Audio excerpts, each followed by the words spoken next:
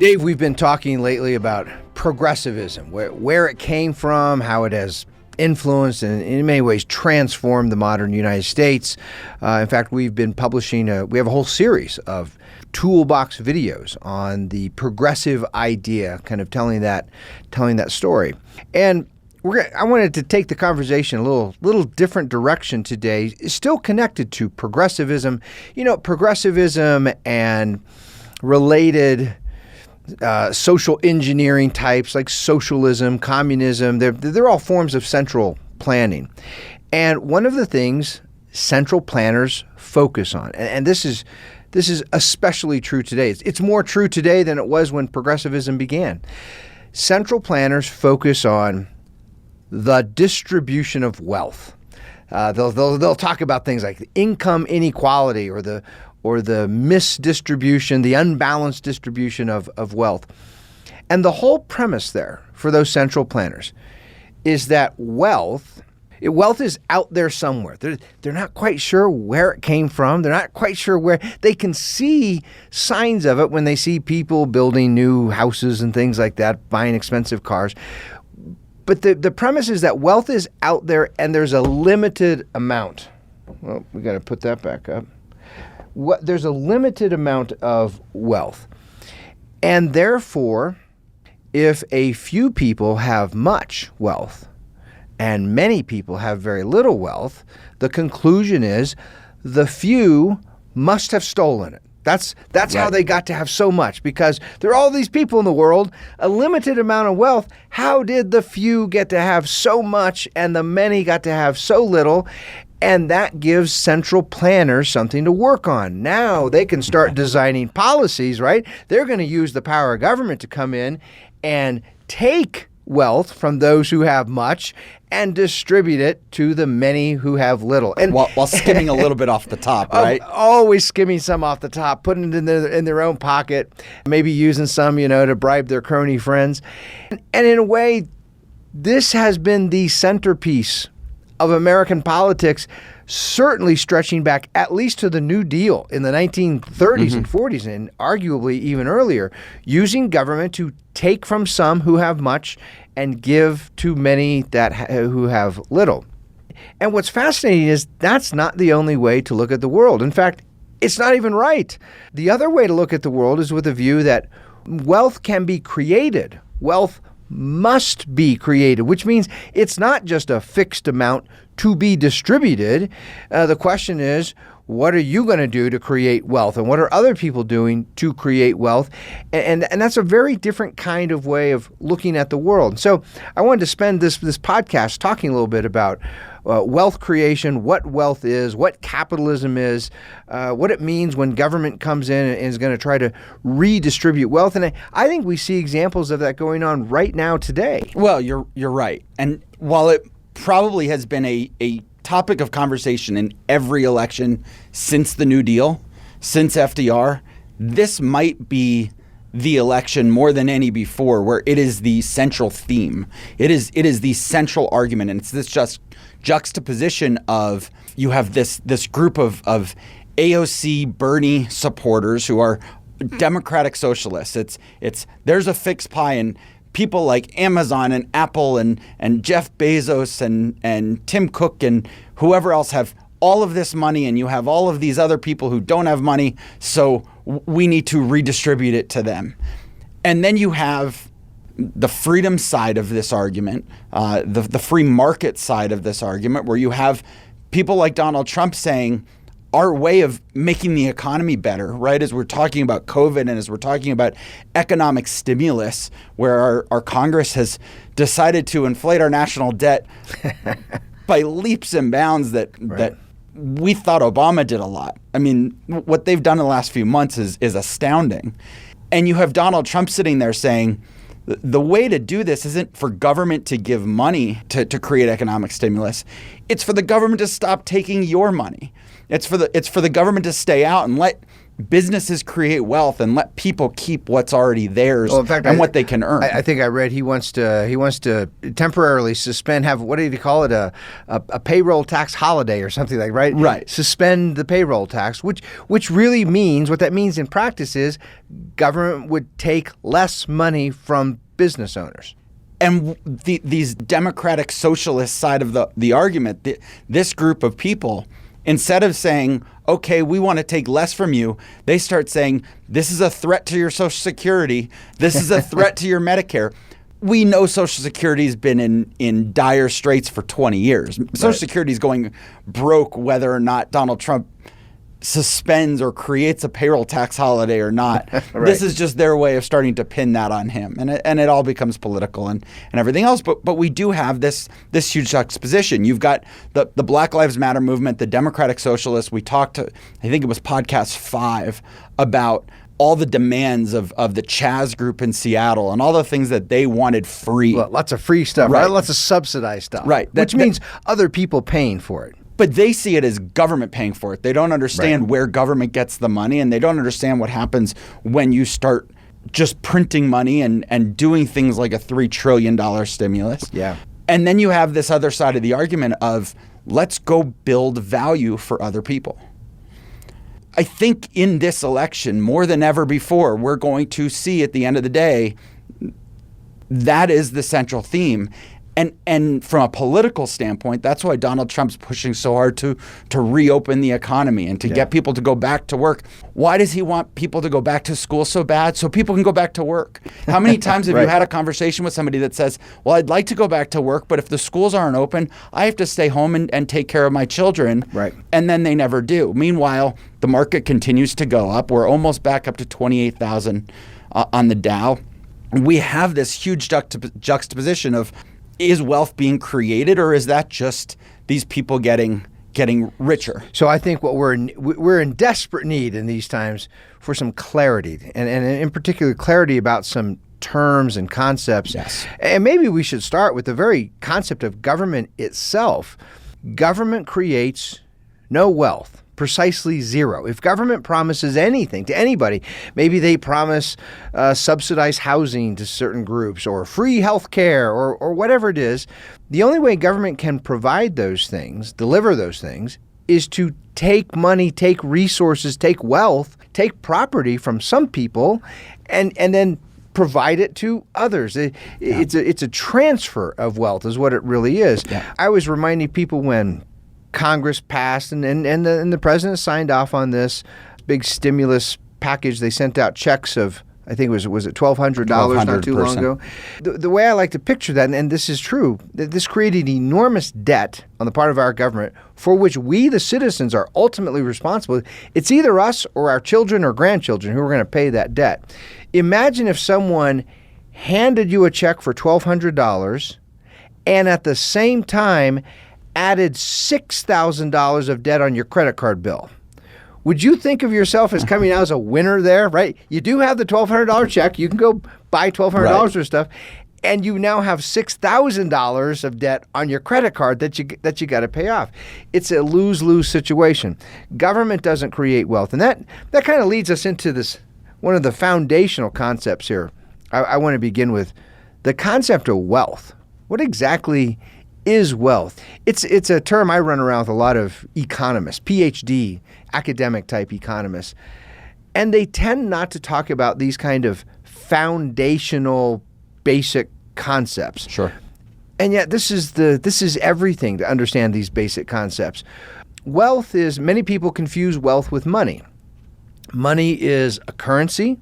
Different regimes, different cultures throughout history they've used all kinds of things as currencies, including shells and rocks and precious metals and in some cases printed pieces of paper. Which is one of the reasons we're seeing a huge spike in the value of gold right now. That's right, because it's at least something kind of tangible, yes. Right?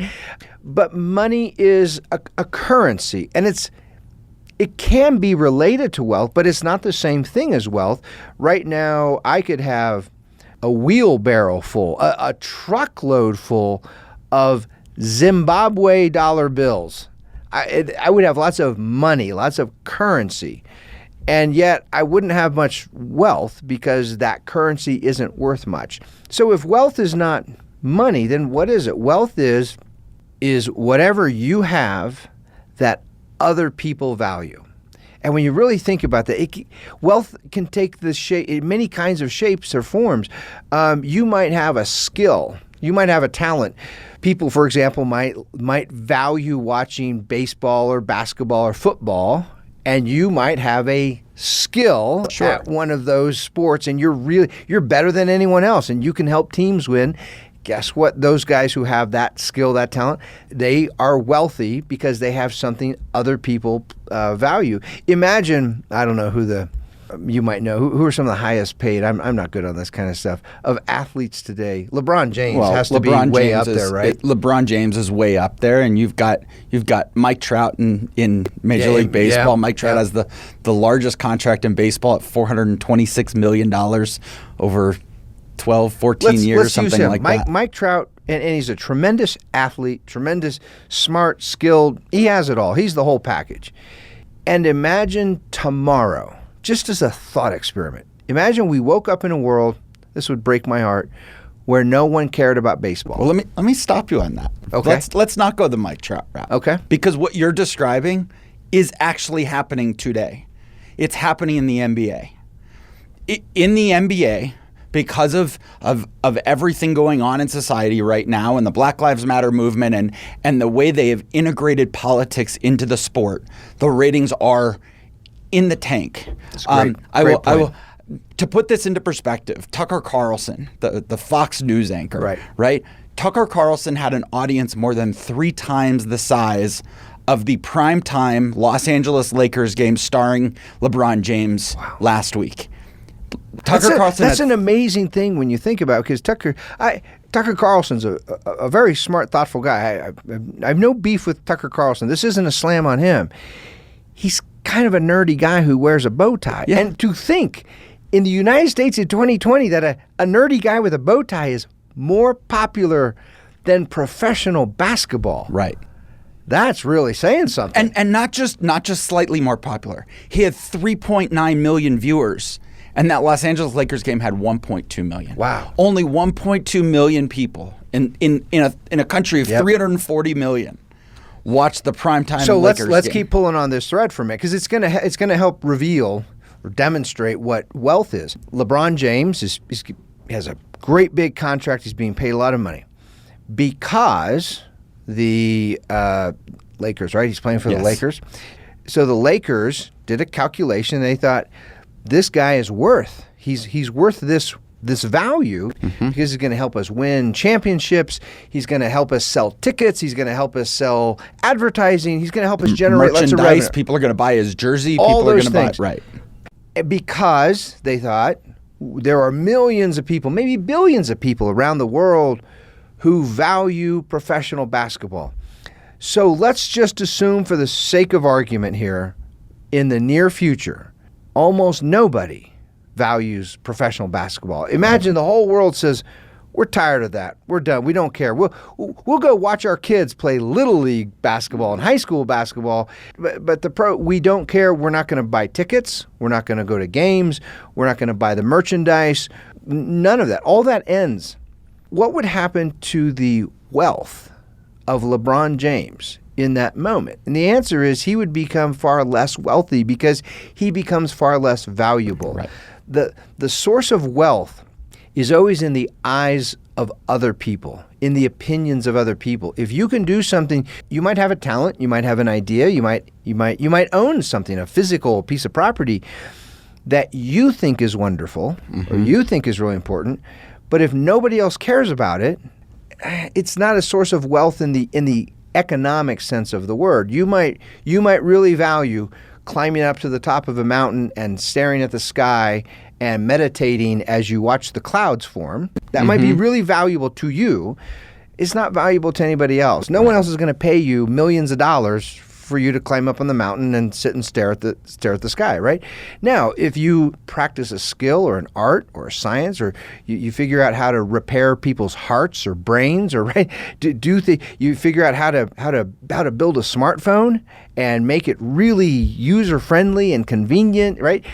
All of a sudden people say, that's valuable to me. I want that. I'm willing to trade, whether it's money or something else. So wealth is having something that other people value. It means to create wealth means you got to stop thinking about yourself all the time. Right. Got to stop thinking about what do you like, what do you want, what do you enjoy, and start thinking about the people around you. What do other people want? What do they value? What do they need? What do they appreciate? What are they willing to buy?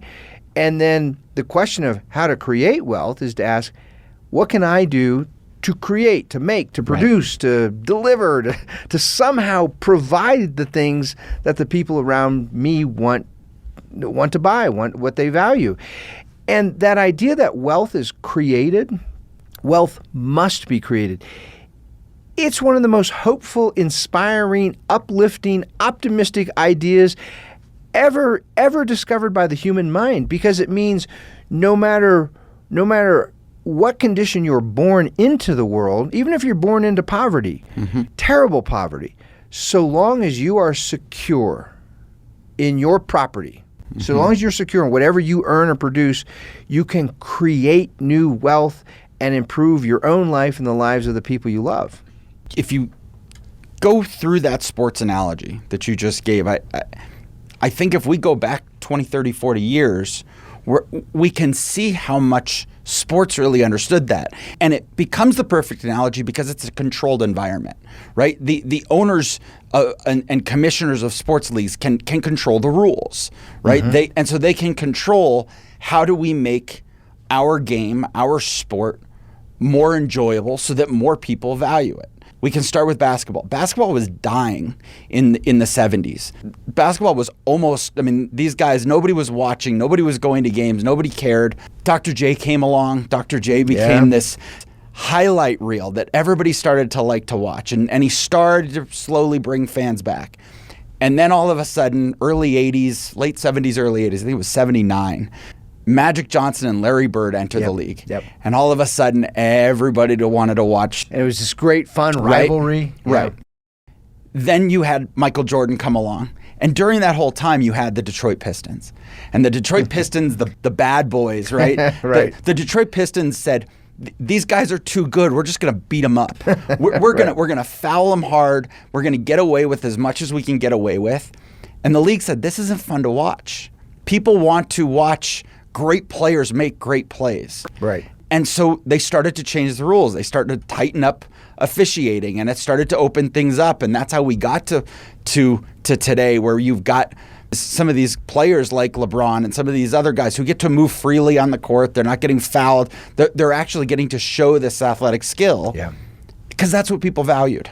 It means the business owners, the team owners, were actually thinking about what is it people enjoy watching? What is it they want to tune into? And how can we deliver more of what they value? Right. Maybe the Detroit Pistons really enjoyed playing that kind of rough and tumble, right, street ball. But nobody liked watching it. Nobody liked watching it. So that's exactly right. And that's what every smart business does. Well, let me qualify that. That's what every smart and morally decent business does. What every just business owner does is they look around and try to figure out, what can I produce or provide that other people really value?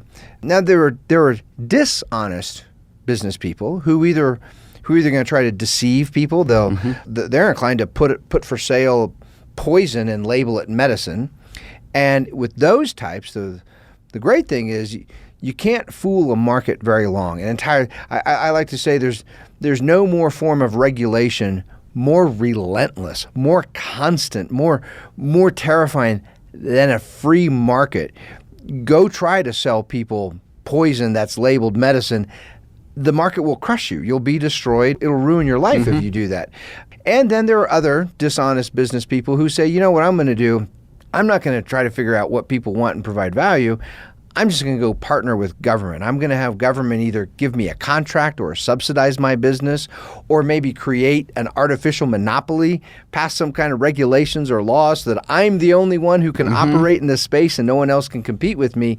And I don't consider that to be an honest, morally decent business owner is an owner who's just out there openly competing against other businesses, trying to produce as much value as possible at the best prices. Well, let's look at the example in the last week of that, Kodak. If you followed the Kodak stock a week ago, Donald Trump says, I'm going to give a $745 million loan, government loan, to Kodak to start producing the ingredients for generic drugs. And he announces that 25% of the ingredients for all generic drugs in the United States are going to start being produced by Eastman Kodak. And all of a sudden, everybody goes and buys the stock. The stock goes from just over $2 to just over $60 in 1 week. And then all of a sudden, people realize, wait a minute. Kodak's a photography company who's been embroiled for years in an insider trading scheme. And there's all kinds of questions about it. The stock's down back below $10. It doesn't work in the long run. And imagine the distance. So suppose I'm a company out there who makes those products, and I'm thinking, well, wait a minute. They just got how much was $745 million. My business didn't get $745 million, right, from the government. How can I compete with that? And here, so we were talking about wealth, right? Wealth has to be created. It can be created. And that kind of leads us to another, I think, important term for us to define here, because some viewers are going to think, man, these guys are talking about capitalism. And we are talking about capitalism. But what you just described there with Kodak, that's not capitalism. That's cronyism. That's crony favoritism. That is partnering up with your buddies you've been buying off in government to get some special perk or favor. Capitalism is one of those words. There's a little part of me, I cringe just a little bit when I hear it every time, because it's a term that was coined by Karl Marx. It came out of Marxism.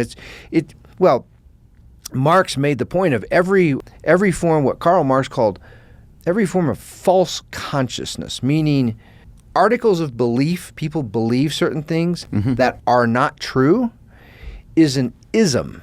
A false consciousness, some doctrine that they've been, a pack of lies or a myth or an illusion, right? That people come to believe. And that's why he called it capitalism. It's a false consciousness in what he thought was a terribly unstable, unjust system. Now, we don't mean that. When we talk about capitalism, what we're talking about is free markets, free enterprise. Probably the best way to summarize is free people. Free people who are genuinely protected by the laws in their person and their property. Even if my property is very humble, I have very little property, the law should protect me in that property. No one should be able to steal my stuff from me. And then as I start to produce things, as I become more productive, I earn more, I should be secure in that. And I should be free to trade with whomever I want to trade, offer for sale or offer to buy anything from whomever is willing to engage with me. That's capitalism. Which is the same conversation we had last week. We just had it about jobs last week. That's right. But there's no difference. You and I should be free to engage in an employment relationship, or a just direct trade relationship, where if I can create, my goal is to create value for you, your goal is to create or provide value back to me in return. And when that's not happening, we should have the freedom to break the bonds of that engagement in some form or fashion. You are absolutely right. So capitalism, just to be real clear here, what we mean. When government comes and says, you must hire this person, or government says, you must pay this person this minimal amount, or you may not fire this person for this reason and this reason and this reason. That's not capitalism. Nope. That's a form of government central planning. When government comes to you and says, your business must produce this product, or it must produce this product this way, or you must sell your product for this price, you can't sell it above this price. All those kinds of regulatory conditions, That's not capitalism. That's not free people doing what they want to do with their own property.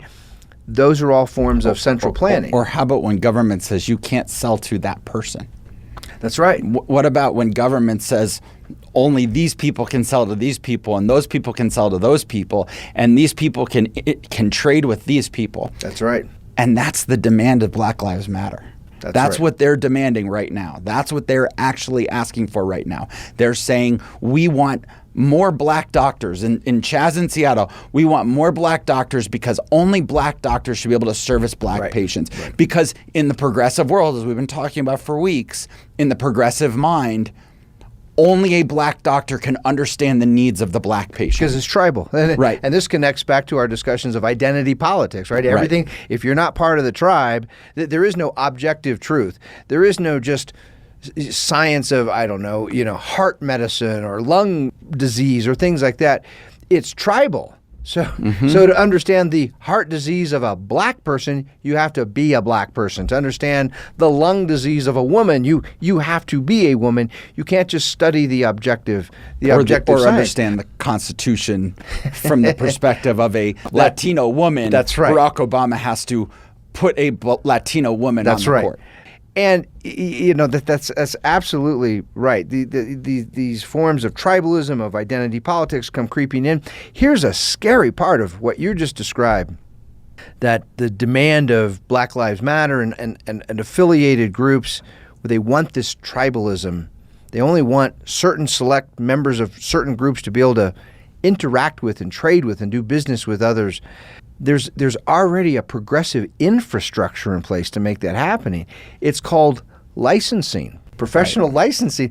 I mean, it's just another form, right? It is, if you get thirsty, it's going to be hot here in Denver today, and you might get thirsty this afternoon. You might think, I want to buy a beer. A cold beer sounds really good today. Government has already said, we're going to decide, we in the government, we're going to decide from whom you may purchase a beer and from whom you may not purchase a beer. It's only people who we decide to grant a liquor license to. They may sell you a beer, but if someone doesn't have a liquor license, they cannot sell you a beer. So that infrastructure is in place of planning who may offer what for what kinds of trades. And what you just described is what you were just talking about a minute ago, which is cronyism. That's right.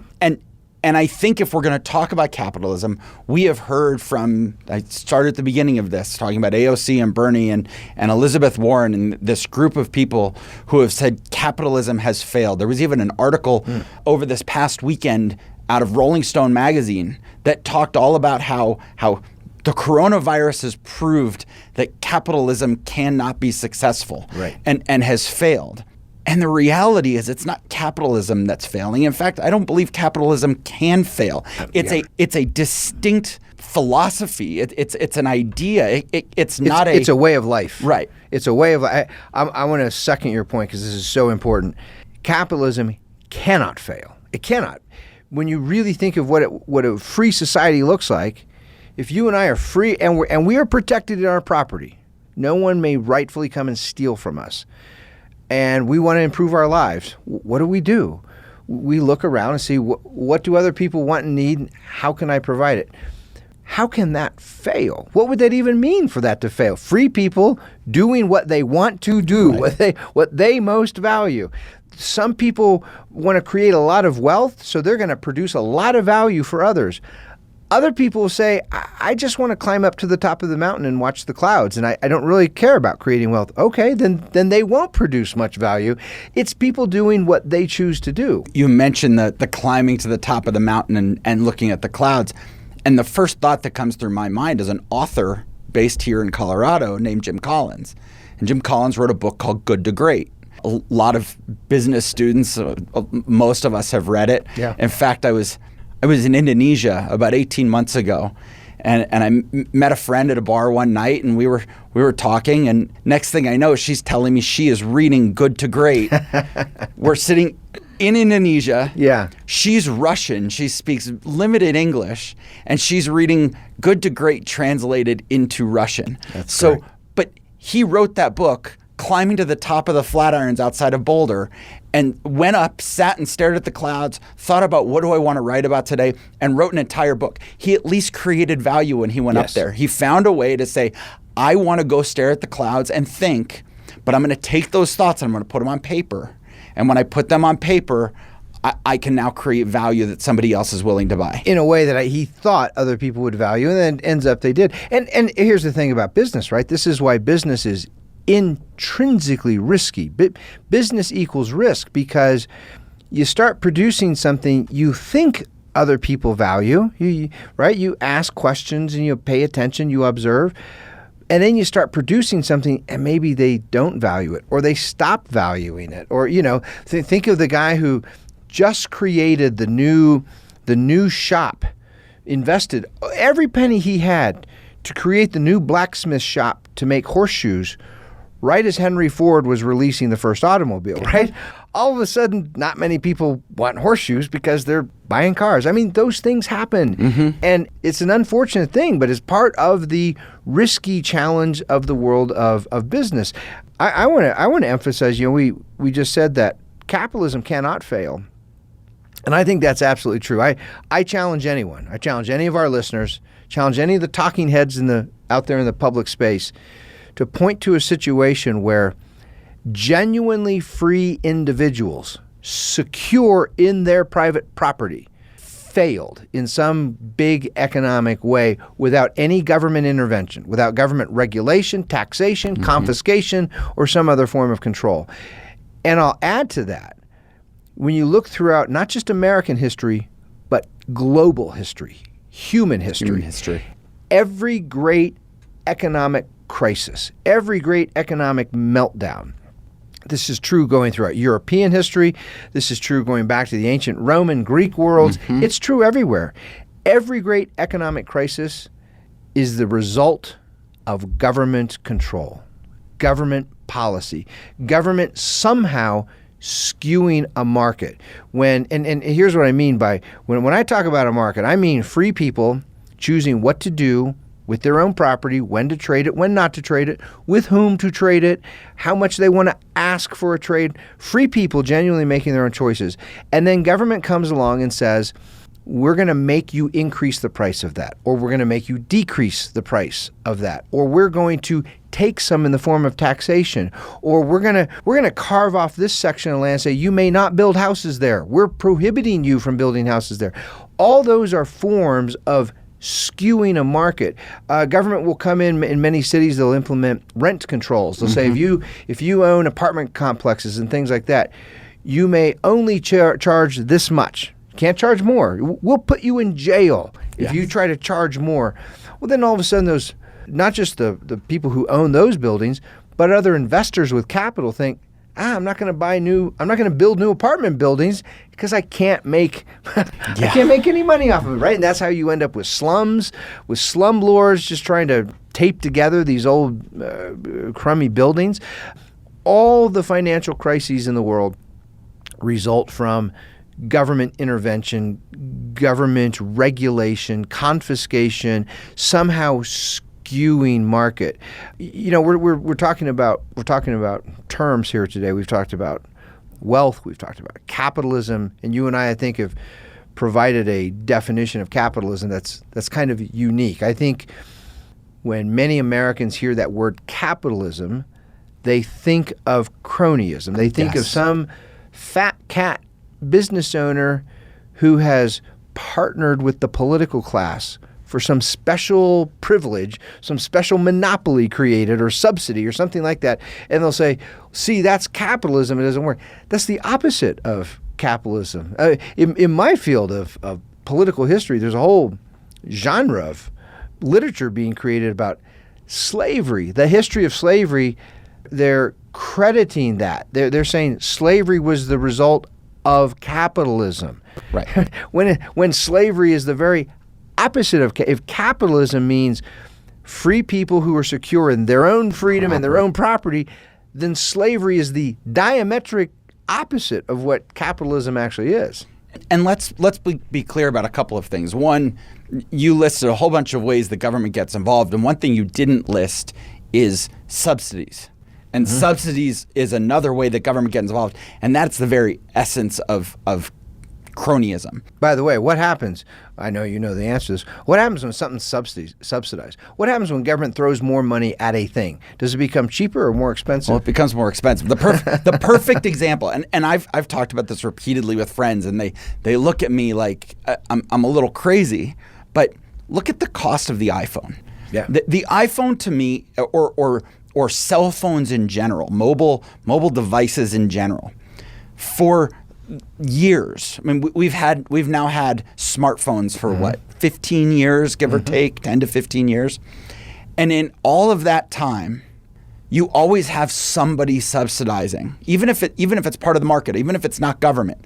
You usually have your cell phone carrier subsidizing some of the cost of the phone, right? Of the mobile device. So Verizon, T-Mobile, Sprint, AT&T, whoever it is, says, come and sign up for a 2-year plan with us, and we'll give you a phone for free. Right. Or we'll give you a phone for $29, or they'll spread the payments out over time and over months. And I look at it and I say, name one other piece of electronics that has ever gone up in price year over year over year over year. A great counterexample to that, TVs. That's exactly where I was going to go. Look, the cost of televisions, I remember the first flat screen I looked at, they were thousands of dollars for a little 25-inch, 29-inch LCD or whatever it was at the time, flat screen television. I'm older than you. I know nobody knows that just by looking at us.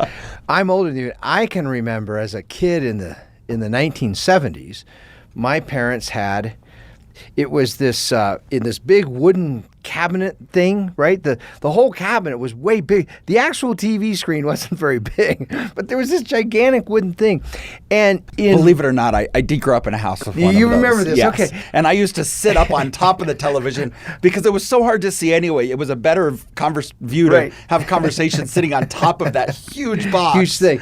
And in modern dollars, if you measured the cost in, say, $2020, the price of those TVs back then in the 70s would have been between $5,000 and $7,000. Now you can go into a Best Buy and you can get an HD flat screen TV, this big for $200, $300. It's amazing.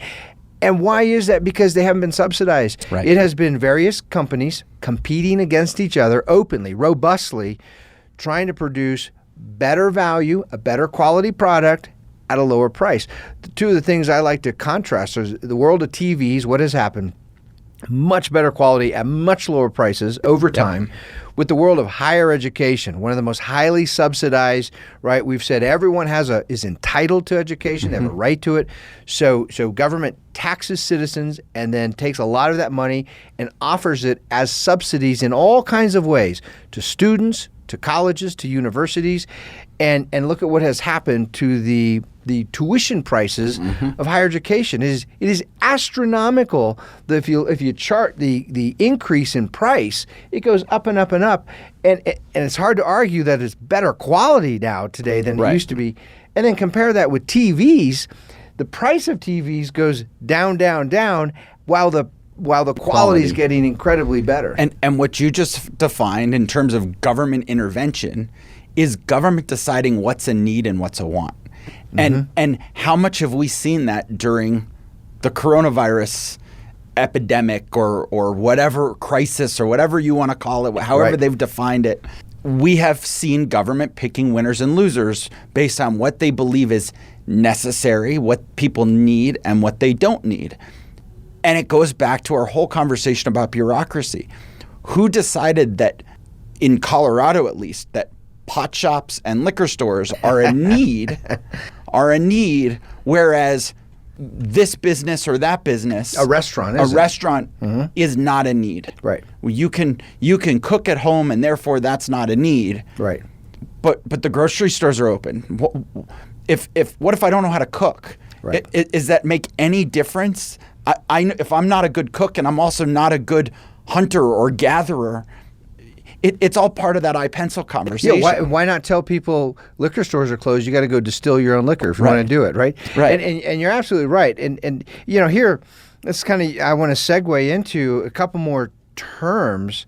I think as a national organization, the Vino Veritas Society, one of the most important things we can do is to recover key words in the English language, the original meaning, the good meaning of, and here's what I have in mind, words like business, corporation. These terms have become, many people almost spit the words out of their mouth with contempt. The word profit. I can't count how many times I've heard someone say, I'll point to an example of a business doing some good work, producing some great product, service at low price, and therefore helping people. And someone will say, well, they're just doing that to earn profit, right? And they'll like spit the word out of their mouth. It's so ugly and heinous. We need to recover the meaning of these words, because a business is not an intrinsically unjust or evil enterprise. A corporation is not the invention of the limited liability corporation was one of the greatest advancements for human prosperity in human history. The idea of profit, when you really drill down into what profit is, one of the ways I've described profit, it's the happiness of other people measured by dollars. When you see a business, now again, business within a capitalist sense, meaning a business operating freely, no special perks, no special subsidies or regulatory monopolies created by government, just a free person out there running his business, competing against other free people and their businesses. And they're profitable. Well, what that means is they're making people happy. They're doing something that people want, that people value, whether it's a restaurant, a gas station, you name it. Any profitable business is doing something other people value. So when we hear these profit reports, and think of an AOC type, you've mentioned her earlier, we'll talk about big profits of big businesses as if it is intrinsically unjust. It is on its face the evidence of injustice, the fact that this business earned a profit. I think we should look at that and say, you know what we want? We want more businesses to be more profitable. Because when businesses are competing honestly, freely, and are profitable, it means they are producing value for others. They're producing something, a service, a product, something that other people actually want and need. And that people are understanding. You look at something like Amazon, people are starting to understand Amazon is just a platform. Amazon isn't out there making cogs. They're not making widgets. They're creating a platform for people to go out and say, I have something of value that I believe other people value. But we need a way to communicate in such a large country, in such a large world where we need to be able to trade with people freely. We need to have the opportunity to communicate with one another to make that, to reach that scale. And that's what Amazon does. Now, where it becomes a problem and where now we're starting to look into Amazon is they're starting to take all of those ideas. They're starting to say, hey, you came onto my platform, you used my platform to sell that. I'm going to steal your idea now. I'm going to steal your idea and I'm going to go make it myself. And then I'm no longer going to let you sell on my platform. Right. And that's the point where it's no longer capitalism. It's no longer somebody securing their own property to be able to trade with somebody else.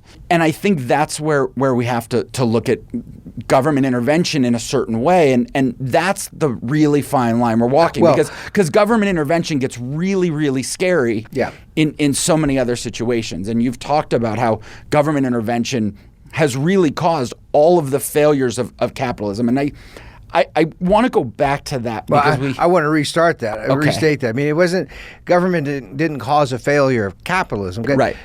Government stopped capitalism from happening, and the result was a failure. The point I wanted to make was when people say that capitalism failed, that doesn't mean that businesses can't fail under capitalism. Agreed. Right? And people look at, well, I participated in capitalism and I created a business and that business failed. Therefore, capitalism failed me. No, you just didn't create the right value for people. You didn't provide the value that other people did or that other people needed. You know, I want to bring it back. We were talking about sports earlier, and I think sports here is a great analogy to help make sense of all this. Business, we said before, business means risk. It does mean risk. There is no such thing as a riskless business. If you're going to try to run a business, unless there's government intervention. Yeah, and that's where right. the ideas of like too big to fail get right. really scary. You're absolutely right. Within a free regime, a regime of freedom, where there is no crony, subsidy, or anything like that, then running a business there's always risk, because business is also competition. Business means competition.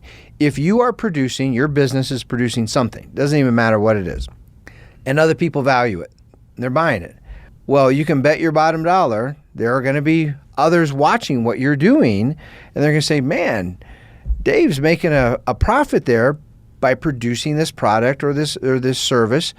I think I can do something better and offer a lower price. Mm-hmm. And now there's competition. And when there are multiple businesses competing, some are going to lose in the same sense. If you have a league, a sports league, and you say we're all going to play each other, and there's going to be one champion at the end. Well, are any of those teams ever going to lose? The answer is yes. Yeah, they have to. They have to. In order to have one champion, they cannot all win all the time. That's the nature of competition. So you're absolutely right. Within freedom, there are going to be businesses that fail. And as painful as it is for that business owner, and it's a terribly painful thing to have a business fail, overall for a nation of people, what that means within a context of freedom. Very important qualifier here. Right. We got to keep reminding people. Within a context of freedom, it means some businesses are excelling, are producing better value, which is why this one over here failed. So let's look at some of the examples of when government has gotten involved, when government has taken that step of cronyism, where they've taken capitalism, where they've removed capitalism and replaced it with cronyism. Yeah. And we've seen major things. And you said it at the beginning, we can go all the way back to the New Deal, we can go all the way back and throughout the history of progressivism, because that really came to be under progressive ideology, right? When progressives started to say, we know what's best for you, we know how you should live your life, and therefore we are going to determine what's important, what's in need, and what's not. You can look at the 2007 to 2010, 2011 housing market crash. How'd that happen? Government started guaranteeing loans. Banks started giving loans to people because they knew that if the person couldn't pay them back, the government was going to instead. We did it again. We just did it again under President Obama. We started guaranteeing loans again. This time, instead of for housing, we started guaranteeing loans for student loans, for students to go to college, because the progressive bureaucrats decided that was a need. And they could say, okay, we're gonna make sure, if you're a bank, give students as much as they need. It doesn't matter. Just give them what they need. We'll make sure if the student doesn't pay you back, you're gonna get paid back by us. So what happened? Did they think the colleges weren't gonna just raise their prices? I was in grad school when all of this happened. I had left work. I had gone back to graduate school. I had actually left for a business opportunity, and I split my grad school into two separate tracks. I was there, I left to run a business, I came back to finish. My tuition went from $800 or $1,200 a semester, somewhere in there, to $7,900 a semester. Right. Just in that time that the government decided we're going to start guaranteeing loans. And I was getting a degree in business where at least a bank could look at me and say, okay, there's a job at the end of that line.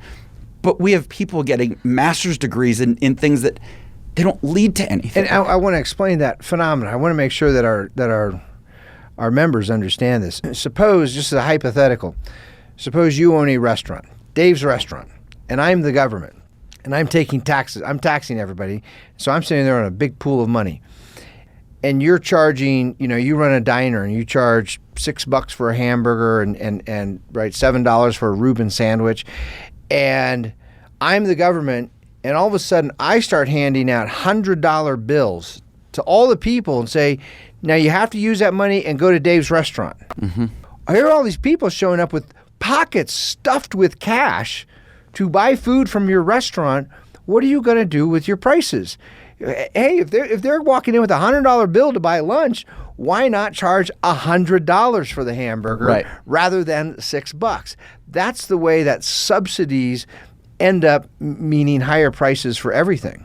And we've seen that in the airline industry, right? We keep bailing out the airline industry. The airline industry is running an operation that is not good business. It is under capitalism. There are a lot of airlines that are saying, well, we're going to do this for free, or we're going to do this instead, or we're not going to offer flights from here to here. We're going to oversell our seats, and then you're not going to be able to get on your plane. We're going to do all of these things.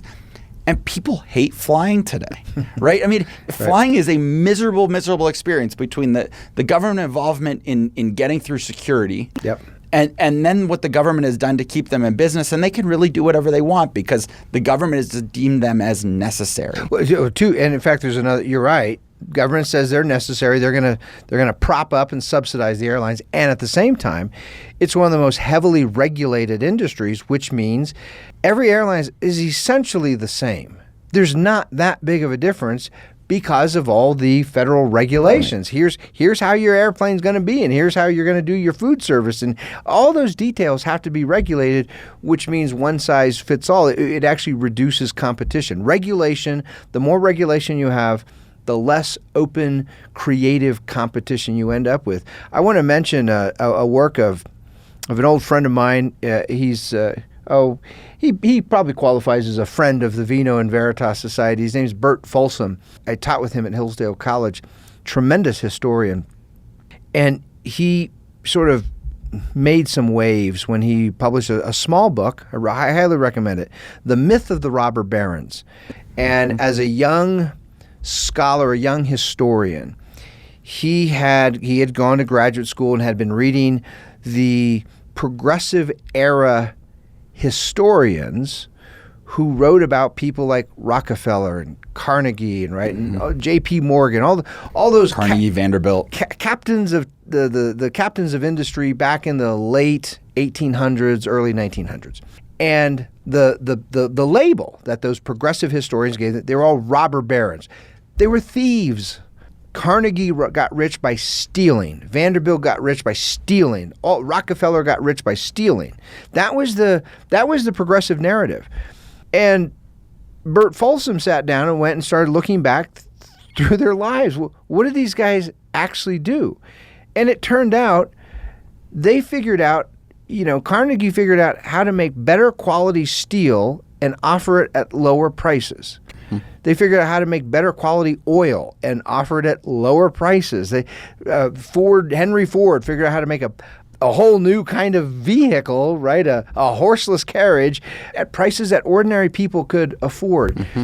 And so they were producing value for others. And Bert writes this book, The Myth of the Robber Baron. They weren't robber barons. They weren't stealing from people. And at the very beginning, in fact, on page 1, he makes this wonderful distinction between what he calls market entrepreneurs versus political entrepreneurs. Market entrepreneurs is the ordinary business guy who goes out into a market and says, okay, here's this market of whatever it is, restaurants, making car tires, whatever the market. How can I make a better product at lower price? How can I compete? That's a market entrepreneur.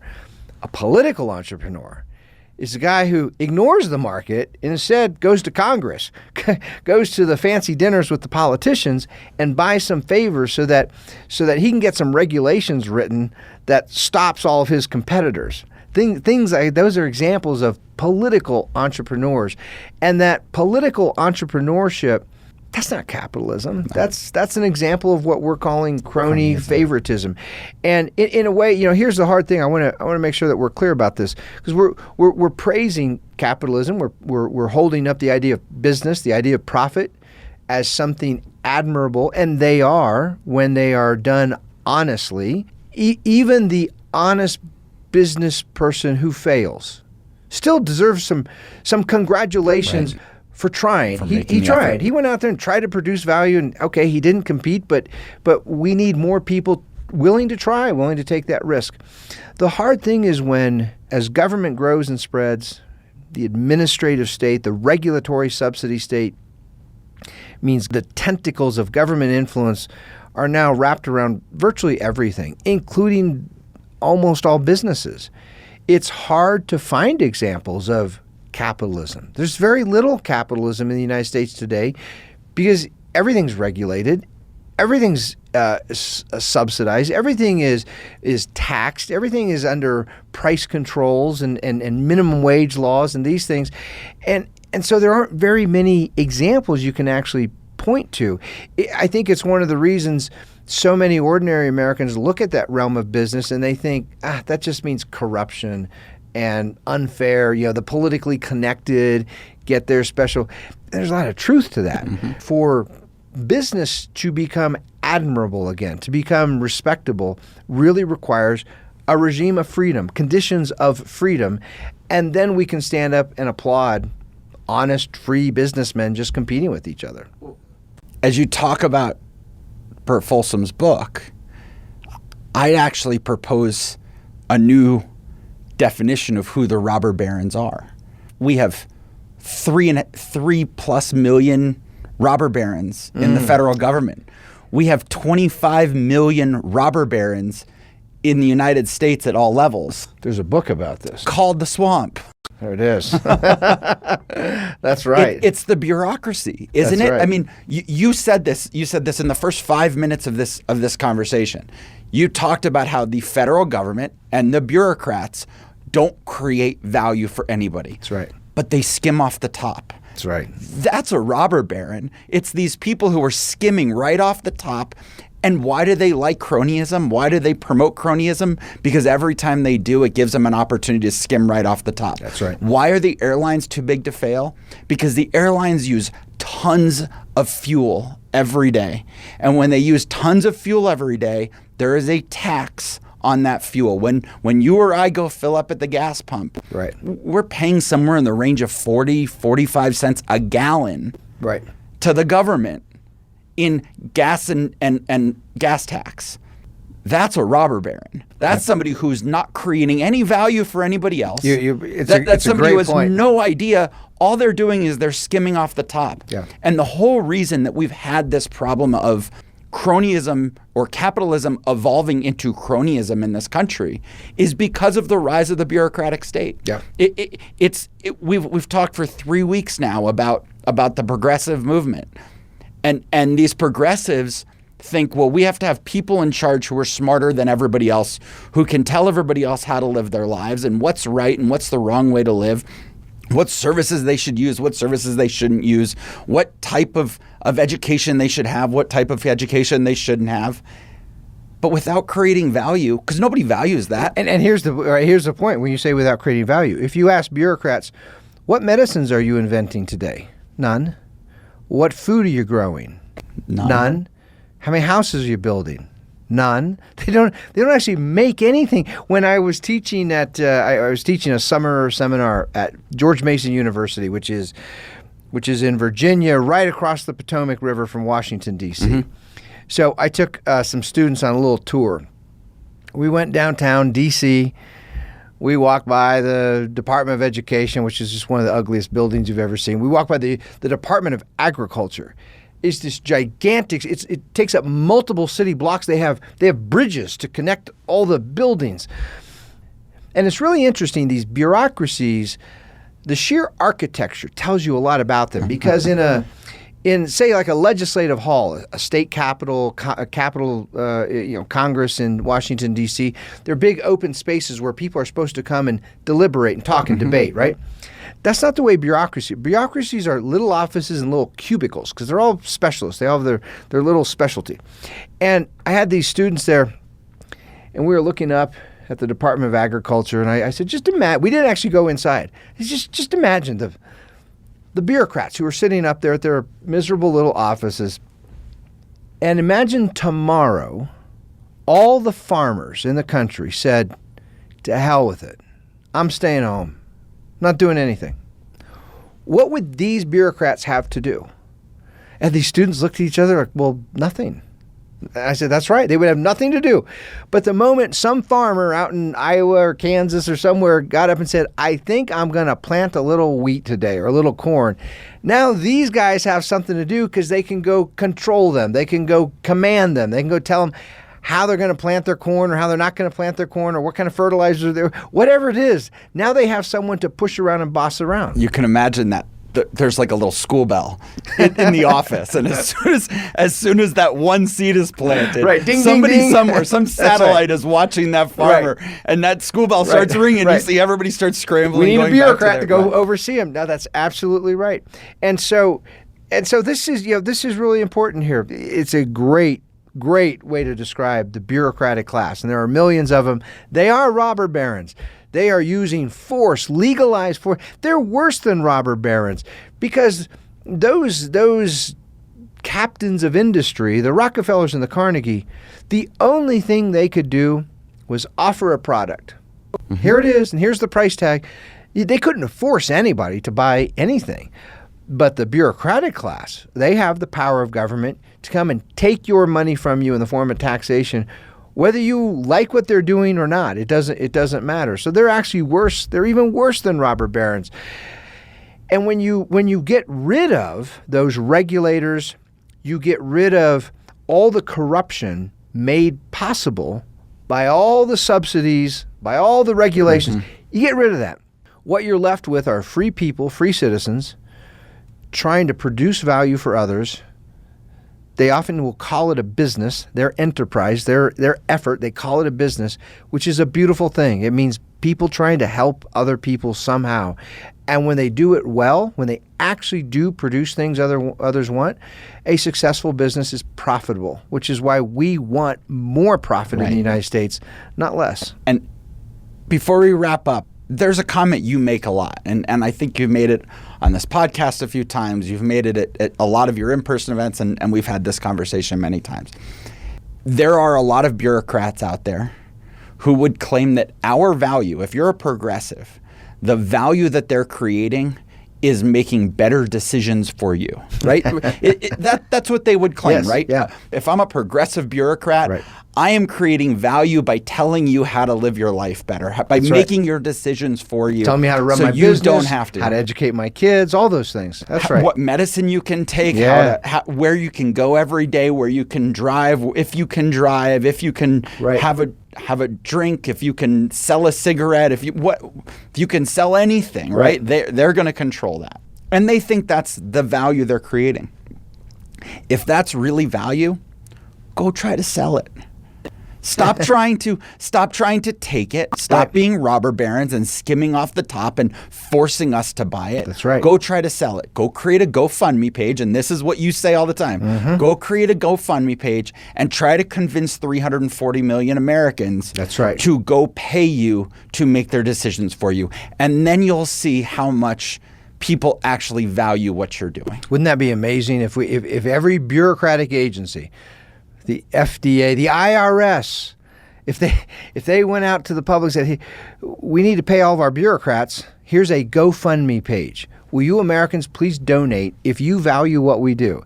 And let's just see how many people actually do value what these bureaucrats do. Right. That would be fantastic. For another time, but this is very connected to this subject, but we don't have time to get into it now. This disparaging of business and profit has led to a whole new category of entities some people loosely will call nonprofits. They're charities that actually don't pay taxes.